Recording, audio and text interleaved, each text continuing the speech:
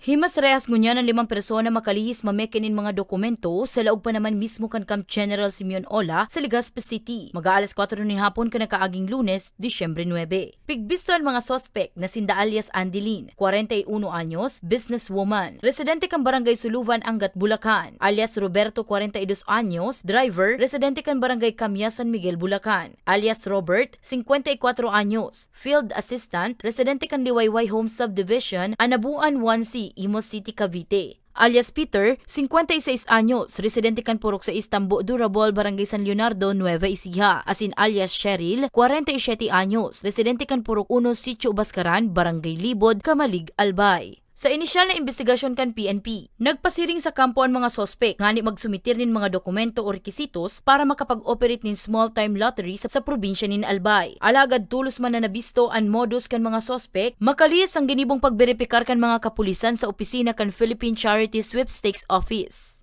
Sila nagpakita ng documents na sila yung allegation nila na sila yung legal na ma-operate ng STL dito sa Albay, parang ganon, small-town lottery. Na yung dito, isa lang dapat ang mag-operate sa bawat province. So, parang nagduda, madaling sabi. Kaya inibistigahan natin. Kaya yun, nagkuha kami ng certification from PCSO. Then, nang ma-certify, that's the time na siya din inaresto na.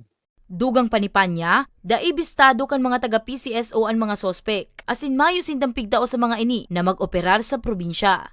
Kahapon, pig-inquesta na kaso nag-avail sila ng tinatawag na preliminary investigation. So, napakawalan pansamantala. And yung naman sa panig ng PNP, kami ng additional na affidavit to sustain the other affidavits ng iba pang mga kasamahan.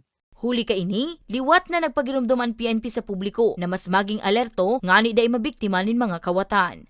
Para sa mga baretang Tatak Bicol, Danica Garcia.